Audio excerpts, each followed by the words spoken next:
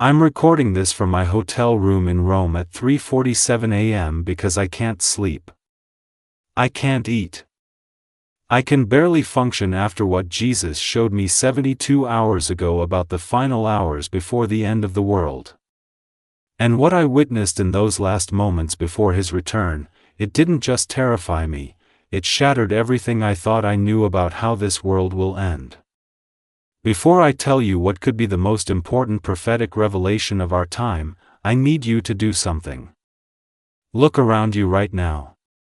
Look at your normal life, your everyday surroundings, your regular routine.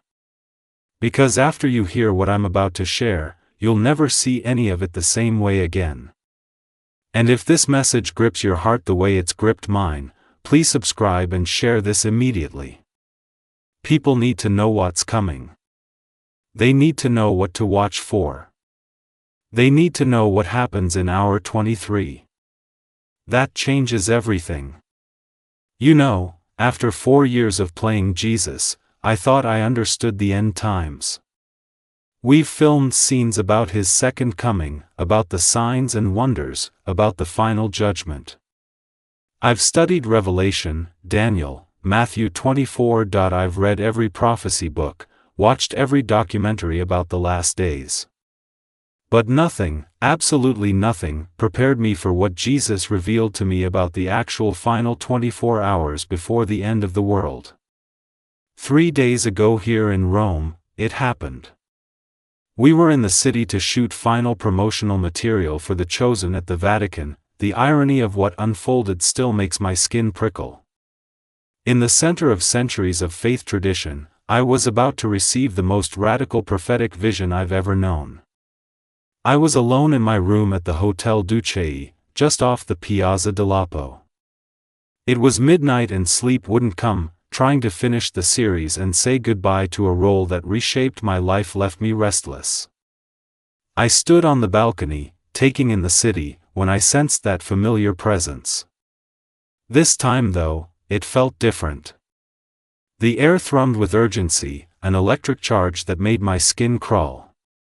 The temperature plunged 10 degrees instantly, and lights across the city flickered. Johnathan. I turned, and there he stood. Jesus. He looked unlike any portrayal I'd known. His eyes held a blend of tender love and deep sorrow that stopped my breath. And beneath that was something resembling fear. "Lord," he whispered, voice trembling. "What is it? You look broken." He answered softly, "I'm broken because the time is near and they're not prepared. None of them are ready for what's coming." When he said, "The time is near," cold rushed through me. "What do you mean?" I asked. He moved to the balcony's edge and gazed out over Rome, a city that had watched empires rise and fall and carried 2,000 years of Christian history, soon to witness something far greater. "The end, Johnathan," he replied. "The final hours before I come back. Watch what happens in those last 24 hours. He hesitated, and I saw him shudder. What unfolds will test every human soul in ways they can't imagine. My heart hammered. "Lord, is the end imminent?" I breathed. "I want to show you what those final hours will look like," he said, turning to me. "Someone must warn them. Someone must help them prepare. Someone must tell them about the choice they'll face in those hours that will decide not only their eternity but their sanity." Fear should have stopped me. I should have refused. Yet something in his voice, something in his eyes told me this was the most crucial thing I would ever witness. "Show me, Lord." What followed defied every law of physics you understand. Jesus took my hand, and in an instant we were elsewhere, not a new place so much as a different time. A future that felt both remote and terrifyingly near. We stood on what looked like a mountain, peering down at the world below.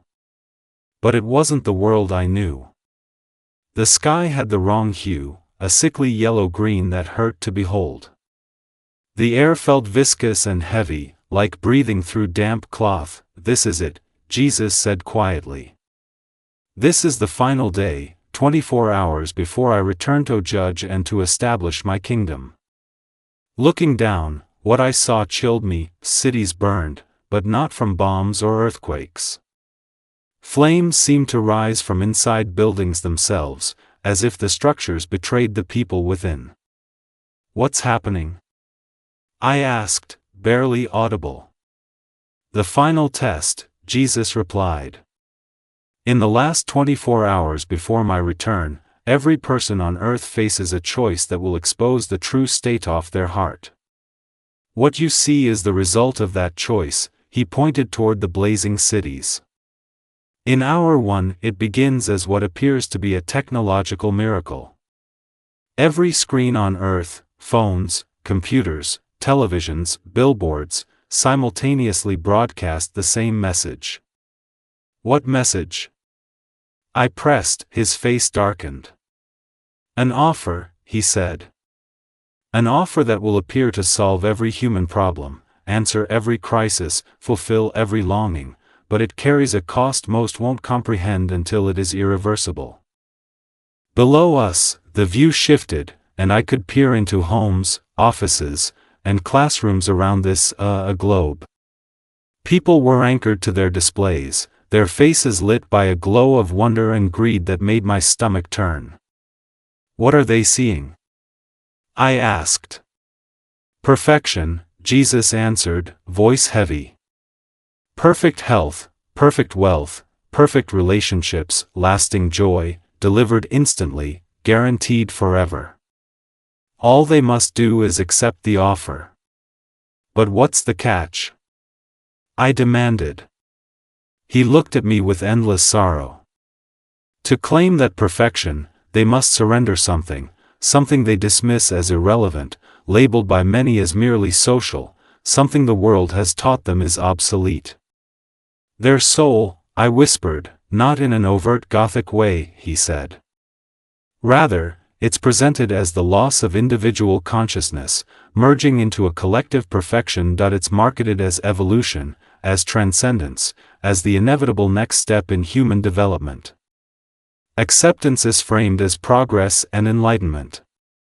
I watched person after person fixated on their screens, the hunger in their eyes deepening. "They will accept it. Many of them," Jesus said, voice breaking, "because they've been taught that this life isol there is, that material comfort is the highest good, that individual consciousness is a random chemical event. They see no worth in what they're being asked to relinquish." But then I noticed something that gave me a sliver of hope. Not everyone watched with appetite. Some people pulled back, hands over their mouths, faces twisted in horror and recognition. They recoiled as if they'd smelled deceit. "Who are they?" I asked, pointing to those who refused. "They are my people," Jesus said. And for the first time since the vision began, a smile crossed his face. "They understand that a soul is priceless. They recognize the enemy's voice, even when it is sweetly wrapped." Yet, what I witnessed next explained his heartbreak. Those who rejected the offer did not simply walk away unharmed. The instant they declined, something dreadful began to happen to them. "Lord," I gasped. "What is happening to them yet?" His is our 2-6, Jesus said in a low grave tone. "Those who refuse become targets, not merely of mockery or persecution, but of something far worse." He continued, "Those who accepted the offer are no longer entirely human. They have been altered in ways that allow them to sense those who still retain their souls. They can detect them like a heat signature against a cold background. And that detection breeds something dangerous. Those who kept their souls intact will find themselves hunted, cut off, even violently pursued by those who embraced the false perfection." I looked back down and saw small pockets of people running, hiding in basement, in churches, in the shadows of ruined streets, clutching one another and whispering prayers. The world had not collapsed from missiles or storms.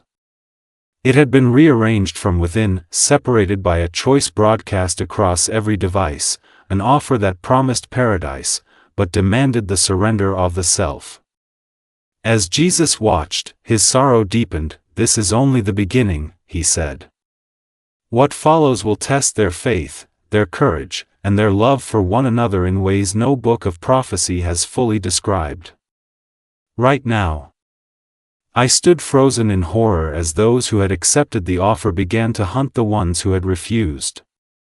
But this was unlike any persecution the world had ever seen. These weren't ordinary humans rising against their neighbors.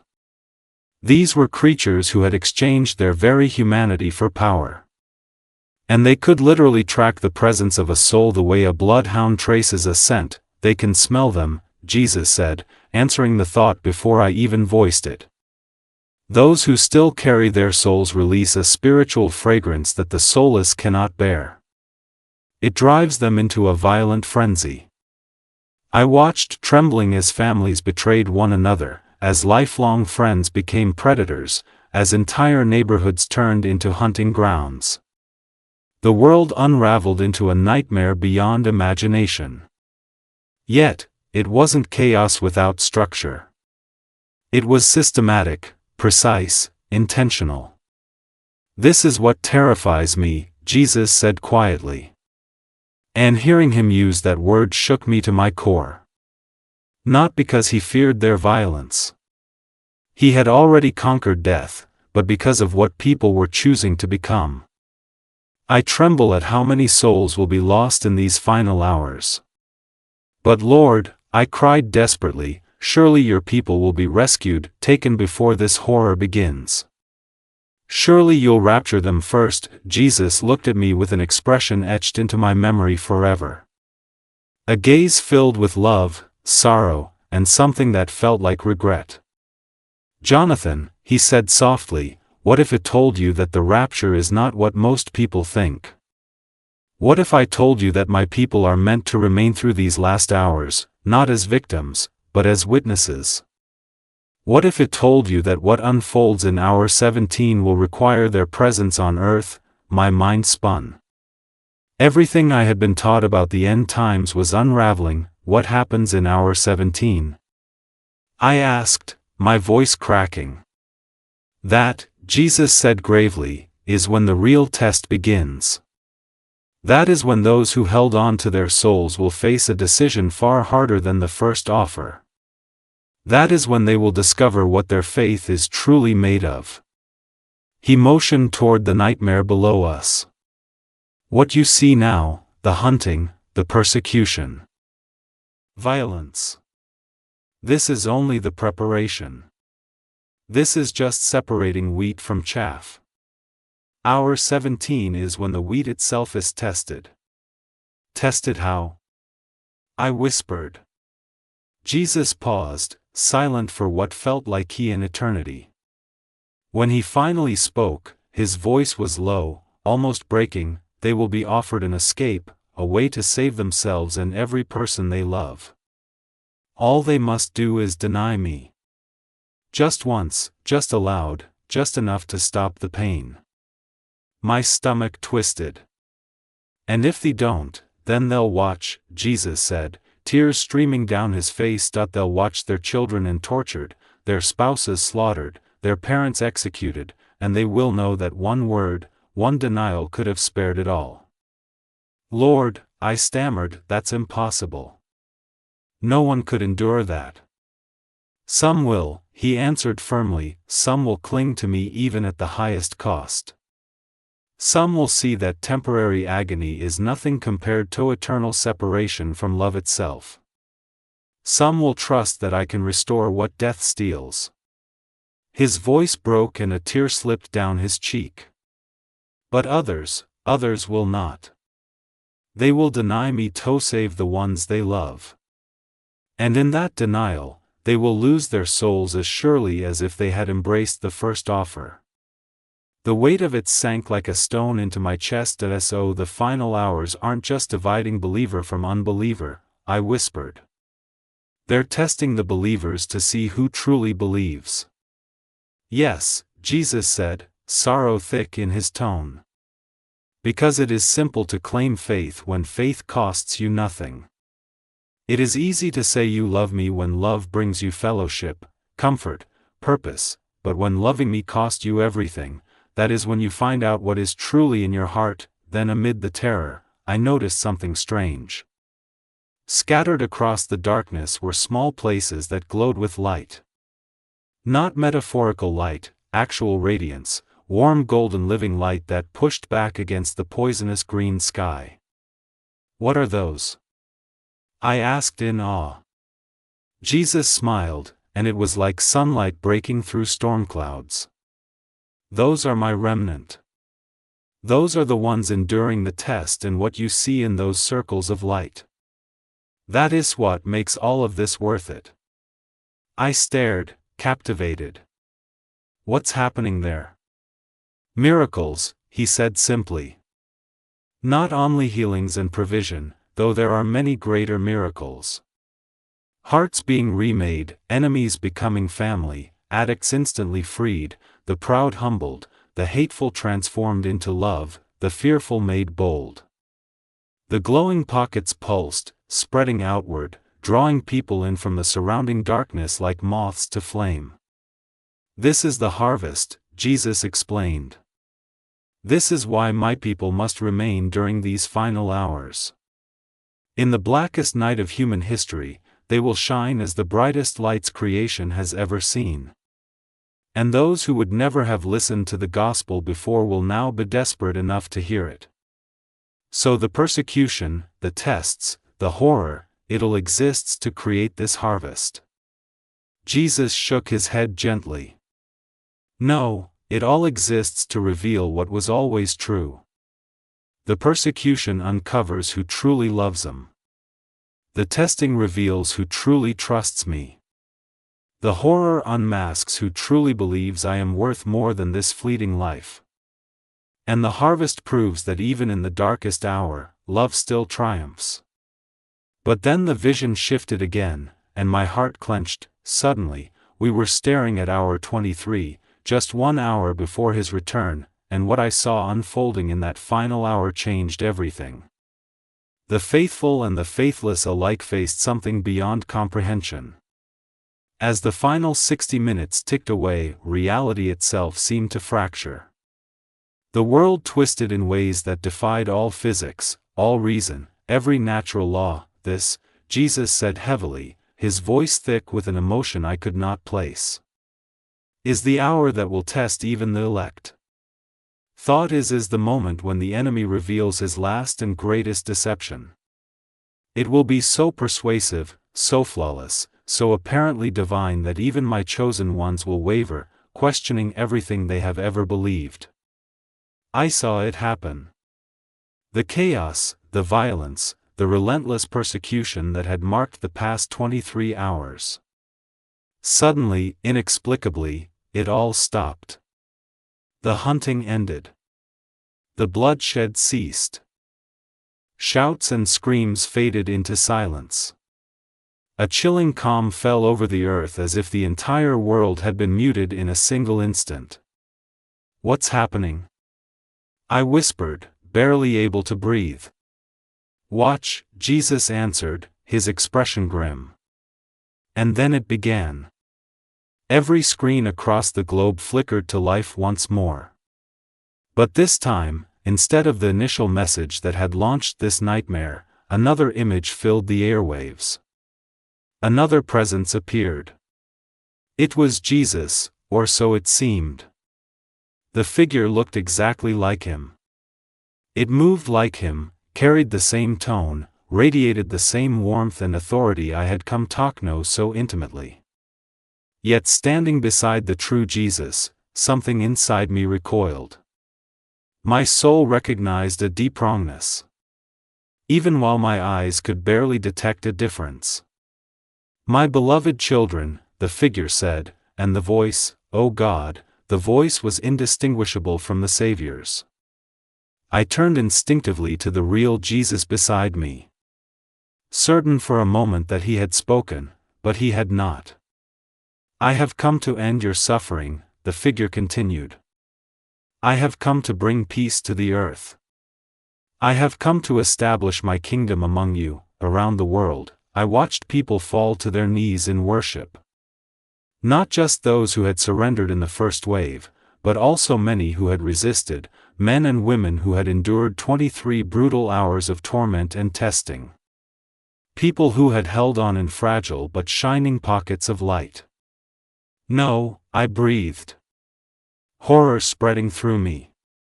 "They can't be deceived now. They've been faithful. They've been strong." "This," Jesus said softly, anguish thick in his voice, "Iswi, this hour terrifies me.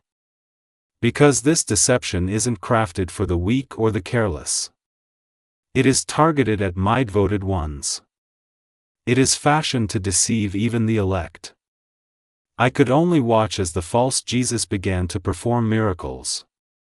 He healed the sick. He raised the dead.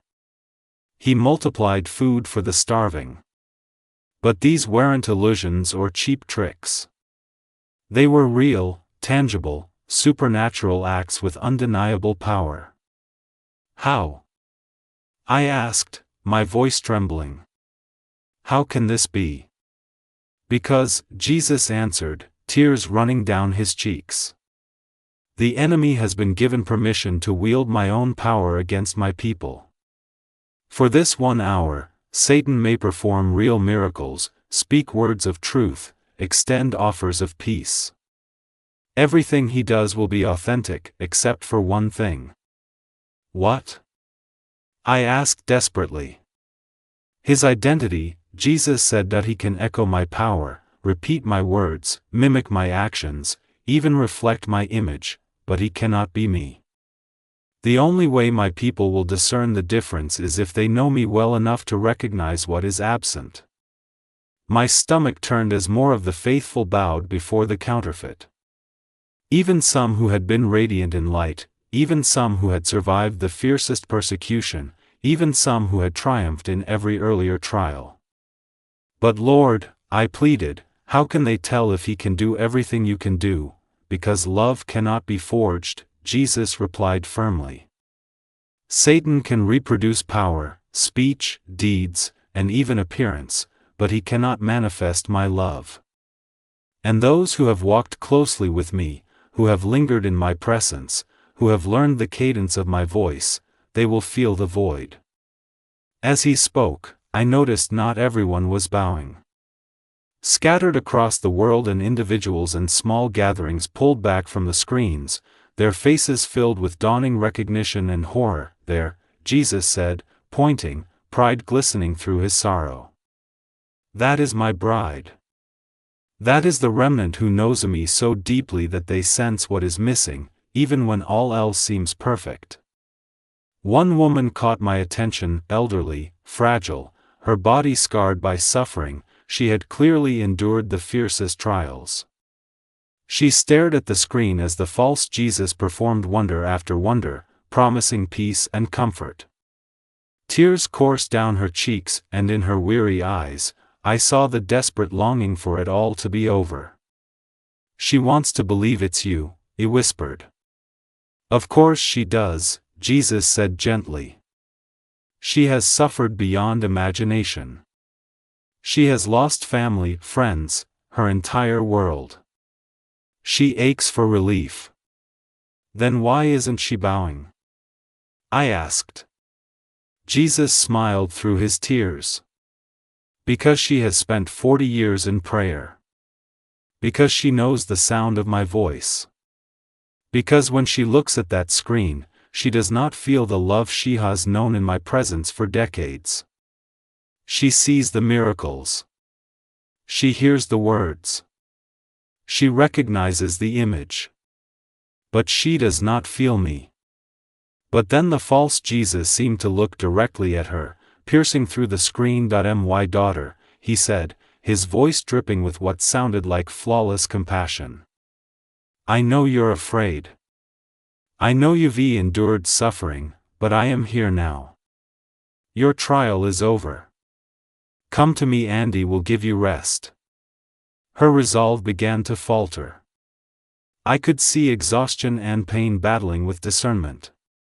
This is the moment, Jesus whispered. This is where the final division takes place. Those who choose comfort instead of truth. Those who embrace words that soothe instead of words that convict. Those who walk the easy road instead of the narrow way. These will bow. I held my breath as the woman trembled. The false Jesus continued, offering her back everything she had lost, promising every desire fulfilled. Slowly, agonizingly, she began to lower herself. No, I murmured, broken. She was so close she almost made it. But just before her knees touched the ground, she stopped. She lifted her eyes to the screen and suddenly something changed in her gaze. I don't feel your love, she said softly. You look like him. You sound like him. You act like him, but I do not feel his love. And with that, she rose to her feet and turned away. The transformation was instant. The false Jesus's face twisted in fury, his voice exploding into a shriek of rage. Then you will die, he roared. You will die in torment, and all you have loved will perish with you, but the woman only smiled. I have already died, she said peacefully. I died to myself 40 years ago when I gave my life to the true Jesus. You may kill my body, but you cannot touch my soul. Jesus's face shone with love and pride. This, he said, is the essence of the final hour. It is not about surviving persecution or enduring suffering or even performing miracles. It is about knowing me so deeply that you can sense my absence even when everything else seems present. All around the world I saw the same choice repeating. Some crushed by exhaustion accepted the comfort of the counterfeit. Others shaped by years of intimacy with the true Christ recognized the lie and refused to bow. How many will endure this test? I asked quietly. Jesus paused for a long time. Few, he said at last.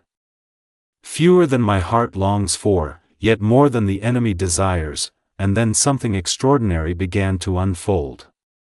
As the false Jesus on the screens raged on, his mask began to slip, his threats grew louder, his hatred clearer, and his true nature broke through the illusion. To my amaze him, yet some who had bowed earlier began to rise again. They were changing their minds, I said in disbelief. The enemy's greatest weakness, Jesus answered with a faint smile, is that he cannot keep up the deception forever. His hatred, his arrogance, his hunger for power, they always surface eventually. And when they do, even some who were fooled at first will recognize the truth. I watched as more and more people withdrew from the screens, their eyes widening as the false Christ promises of peace twisted into violent threats. But what about those who don't turn back? I asked quietly. What about the ones who still worship him even after his mask falls away? Jesus's expression grew heavy. Those are the ones who have chosen lies over truth so many times that they can no longer tell the difference. Those are the ones who love darkness more than light. And those are the ones who will remain with him when I return, which brings us to our 24, he continued. In an instant, the scene shifted again, the sickly yellow-green sky fractured like glass struck with a hammer. Through the cracks poured a sight that filled me with both dread and indescribable joy. This is it, Jesus said, his voice carrying a force and majesty unlike anything I had ever heard. This is the moment I return. The moment every knee bows and every tongue confesses, the moment testing ends and judgment begins. Through the torn heavens, I saw armies of angels beyond number, shining and ordered in flawless formation. I saw the throne of God blazing with radiance that made the sun seem faint. And I saw Jesus, yet not the one standing beside me, but Jesus unveiled. Jesus in full glory, full power, full majesty. Are you ready? I asked the Jesus at my side. He looked at me with eyes that carried eternity's love, grief, joy, and determination all at once. I have been ready for 2,000 years, he said. The real question is, are they ready? I looked down again at the earth, at the faithful few who had endured, at the masses still deceived, at the scattered lights and the overwhelming darkness. Some are, I said softly. Yes, Jesus agreed. Some are, and for their sake, for those who chose truth instead of comfort, who chose love over deception, who chose me above all else, for them it will all be worth it. Then his gaze sharpened with urgency that sent a chill through me. But Johnathan, this is why I show you these things. This is why you must warn them. Because most of my people are not ready. Many think they know me, but they do not know me deeply enough to sense my absence. They rely on their doctrines instead of intimacy, their knowledge instead of love. What must they do? I asked desperately. They must fall in love with me, Jesus said simply. Not with their idea of me, not with a doctrine about me, not with their church's version of me, with me. Because in that last hour, when every other foundation crumbles, when every other test proves insufficient, only love will endure. He pointed toward the woman who had refused the counterfeit. She didn't see through the lie because she was theologically brilliant.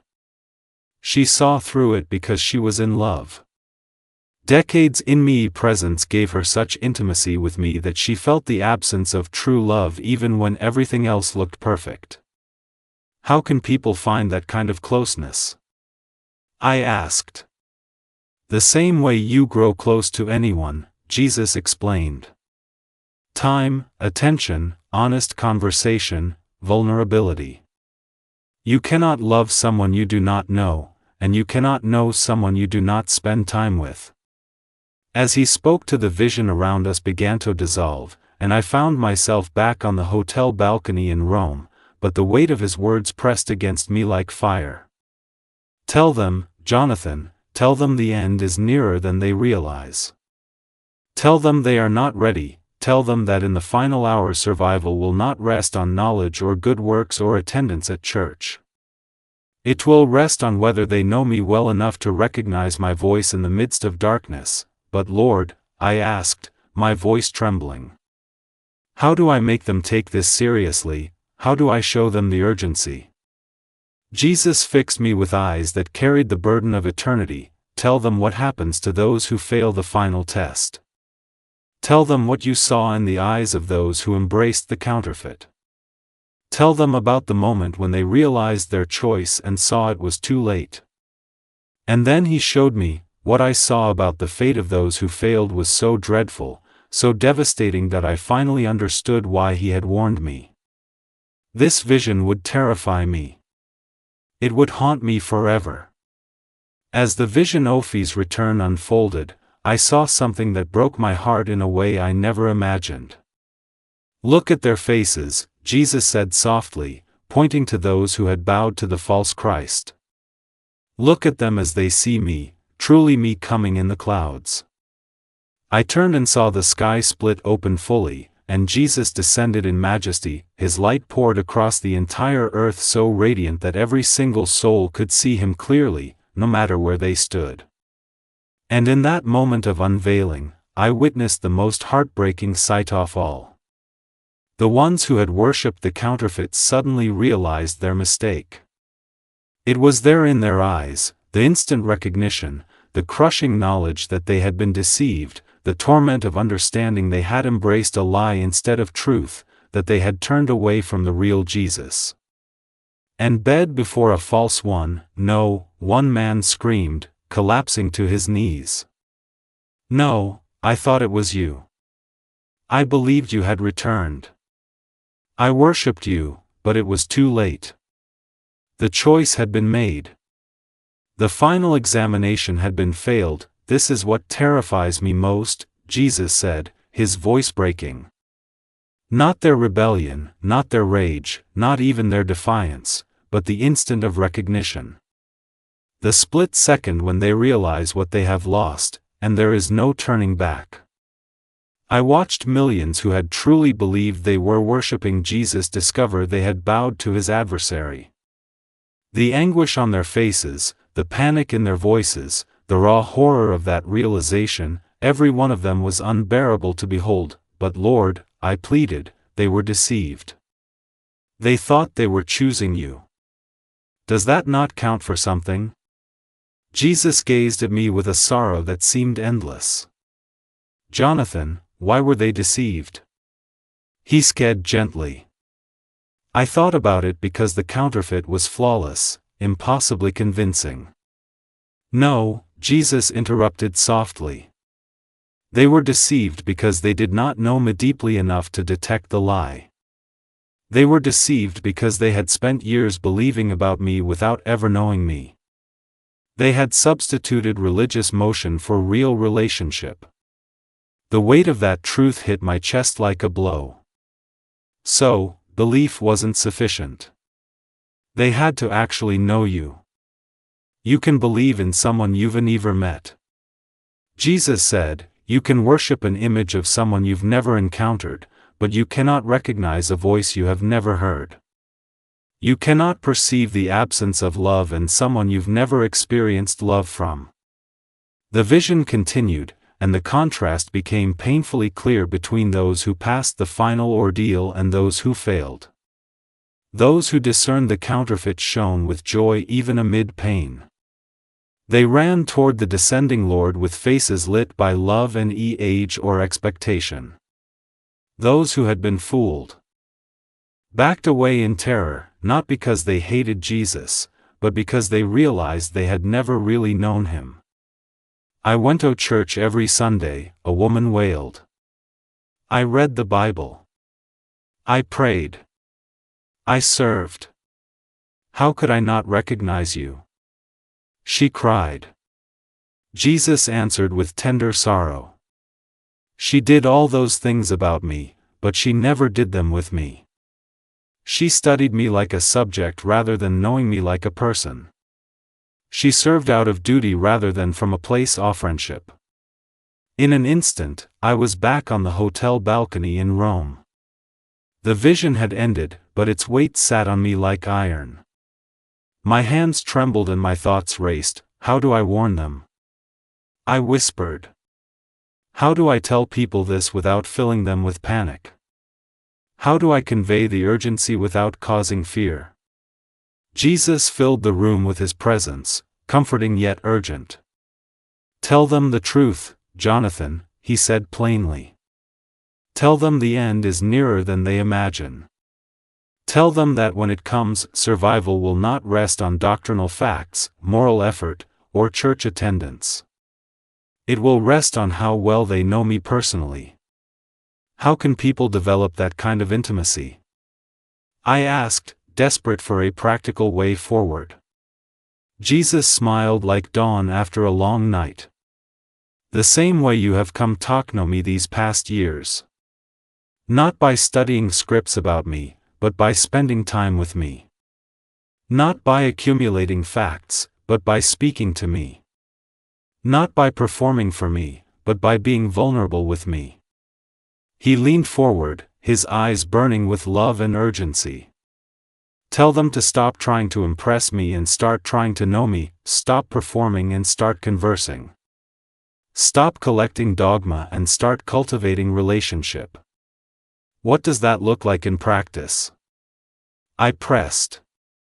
It looks like prayer as conversation instead of repetition, he explained. It looks like reading my word to hear my voice, not merely to build knowledge.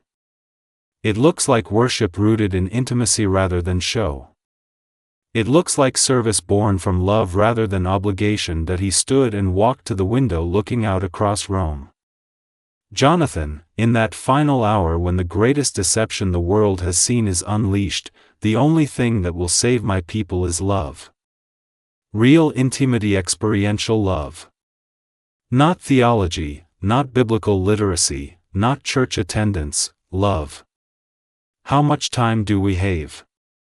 I asked, though part of me dreaded the answer. Jesus's expression turned solemn. The signs are already appearing, the technology that will facilitate the deception already exists. The spiritual climate that makes people susceptible is already present. The separation between those who know me and those who merely know about me is already widening. My heart raced. Do you mean it could happen in our lifetime?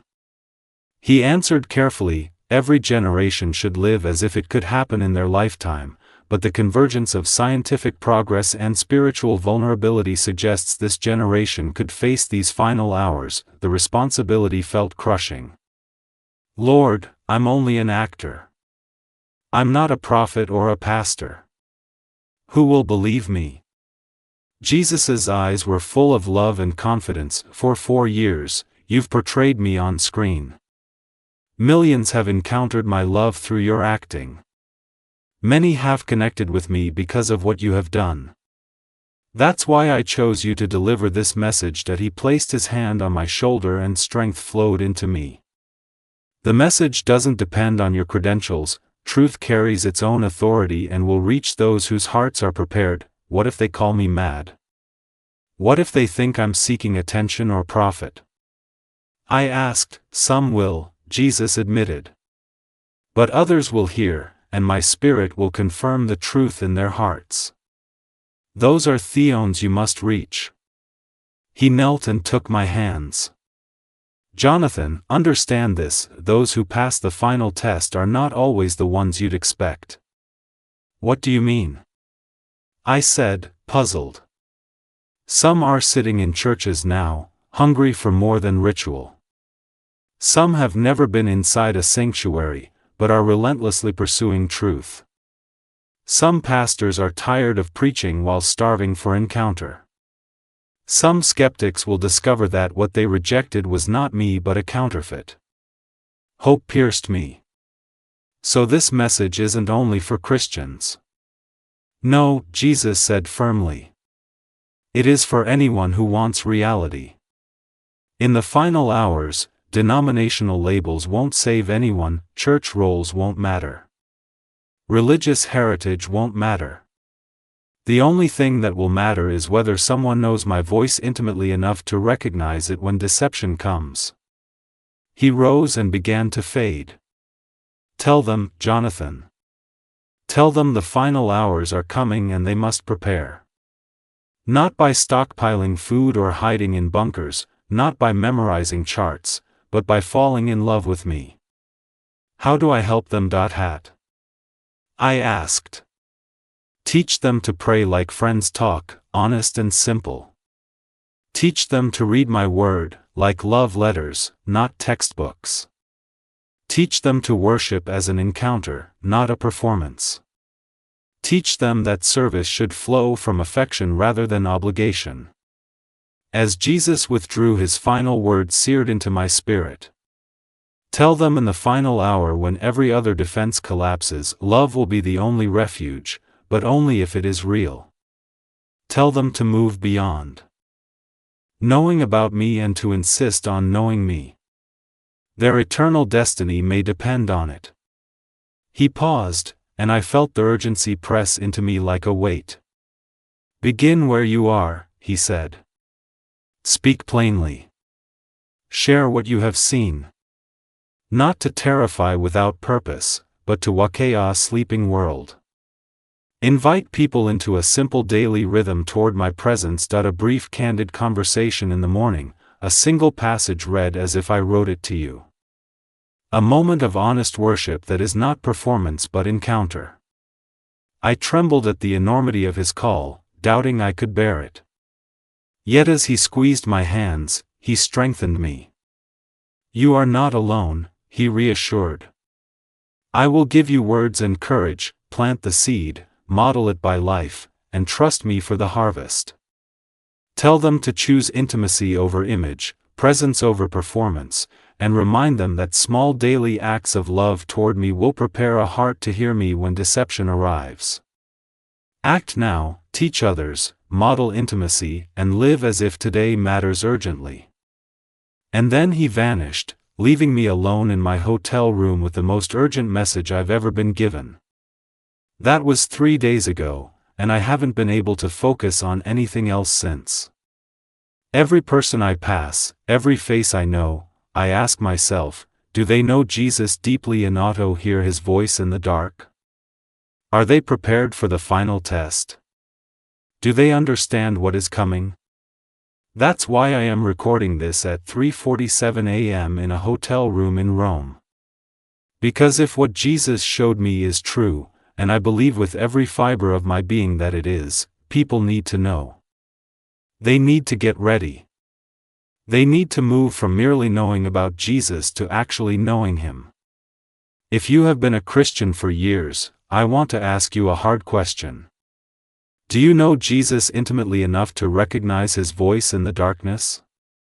If someone who looked like him, sounded like him, and did miracles like him tried to fool you, would you be able to tell the difference? If you aren't sure, then you must begin cultivating that intimacy now. Not tomorrow, not next week, not when it's more convenient. Now. Because according to what I was shown, we may not have as much time as we think.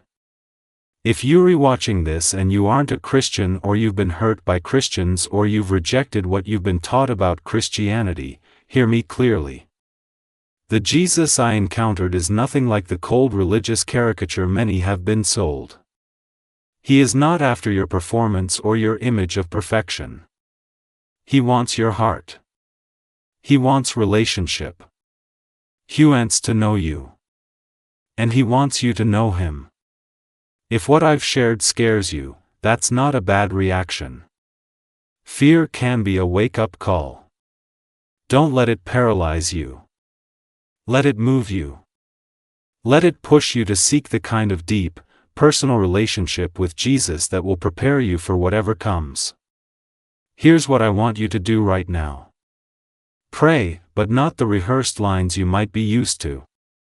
Talk to Jesus like he's sitting next to you, because he is. Tell him you want to know him, not merely know about him. Ask for the kind of relationship that will let you recognize his voice in any darkness. Say something like this. Jesus, I don't want to be deceived in the final hours. Don't let me mistake a counterfeit for you. Teach me to love you, not just to believe in you. Teach me to know you, not only to know about you. Help me cultivate an intimacy with you that will sustain me through whatever is coming. Amen. If you prayed that, you've taken a first step toward a relationship that could hold you in the final hours. But don't stop there. Start spending time with Jesus every day. Talk with him like a friend. Read his word as if it were a love letter written to you. Share this message. Someone in your life needs to hear it. Encourage one another to practice simple rhythms of presence and listening. Speak honestly with others about this. Share small rhythms. 5 minutes of real prayer, a short passage read as if it were spoken to you, an honest conversation about what you are discovering. Encourage others, model this. Gather in small groups to practice listening. Don't wait. Begin where you are. Live simply. Love deeply, and keep watch for his voice every day. The final hours are coming. The ultimate test is approaching. The greatest deception in human history is being prepared. But love will be enough. If it is real, intimate personal love. Are you ready? Do you know him well enough? The time to prepare is now. I love you, Jesus loves you more, and he is coming soon. Maranatha.